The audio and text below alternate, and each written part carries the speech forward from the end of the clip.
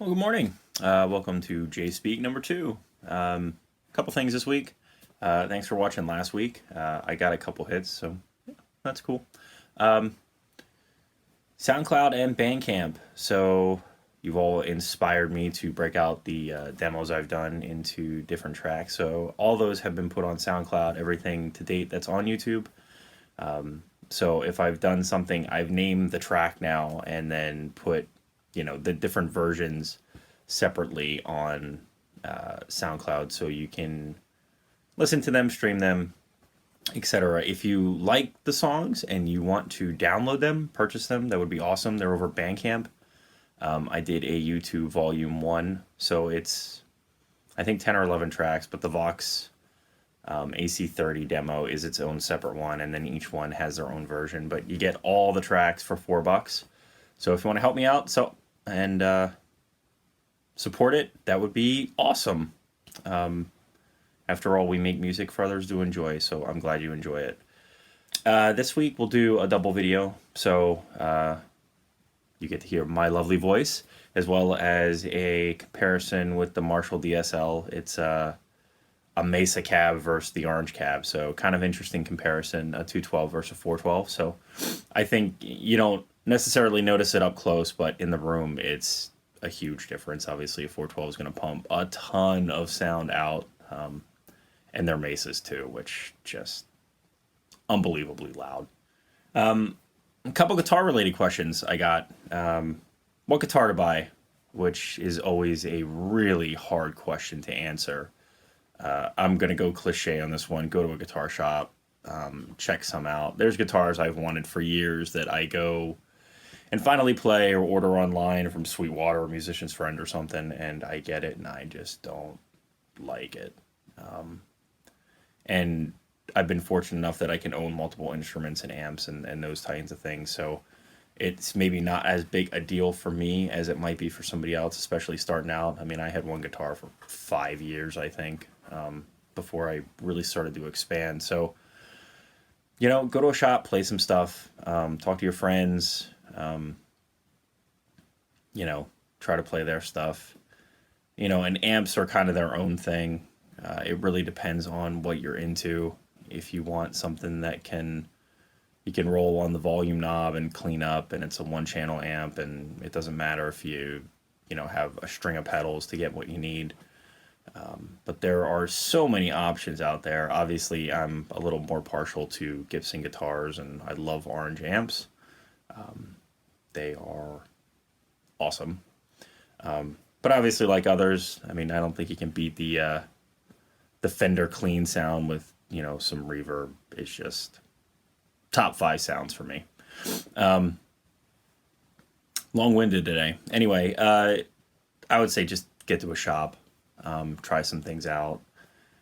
Some cheaper guitars or other manufacturers make some really good quality stuff. I think Gibson's kind of gone downhill the last few years, and I don't have many recent models. I have a couple that are a couple years old, but for the most part, they're all 2010 or before, I think.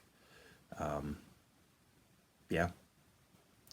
Actually, this week I have a question for all of you. I've been kind of interested in Friedman amps. I saw the Runt came out, and I'd love a BE or an SS. I think the Steve Stevens model sounds awesome.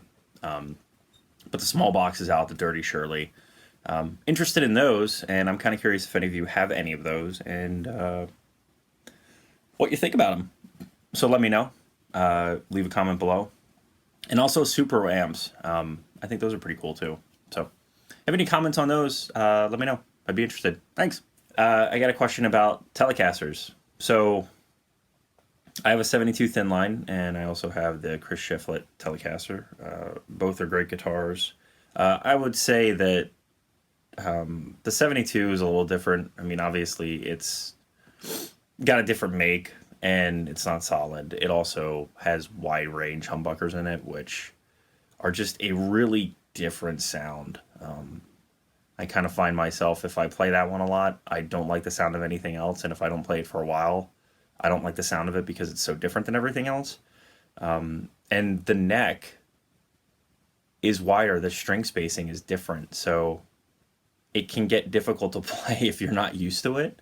Whereas the Chris Shiflett Tele is kind of just like picking up a a different kind of Gibson, really, because it's based on those, because Shiflett plays a lot of Gibsons, and I think you just piece together a Tele out of some Warmworth parts, and there you have it. I mean, he made a guitar, and I think Fender jumped on it, and he got a signature model out of it.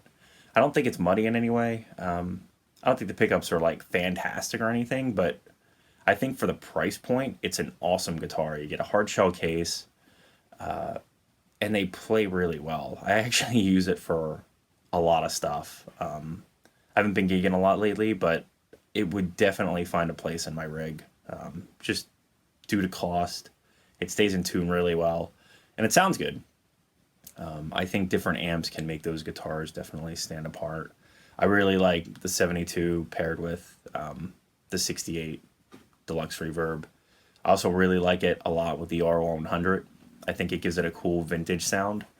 So you got a vintage type amp and a vintage kind of guitar sound, and they just go really well together. The distortion and the breakup is really nice, detailed, and just a little different from everything else with those pickups, that it gives its own unique flavor, which is really cool.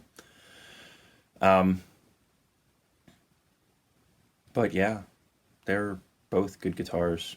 I'd like to venture into some other Teles. I just haven't done that yet. Like I said, I'm more of a Gibson guy, so Fenders have taken a backseat over the years. Though I started on a Stratocaster, which I have a Strat, and it's a lovely guitar. I think that's it for this week. If you haven't checked out the Cruel Summer video I did with Mike, that's awesome. And we got others in the works, so check those out. And thanks for the support. Like and subscribe. Have a wonderful week, and I'll see you next Saturday.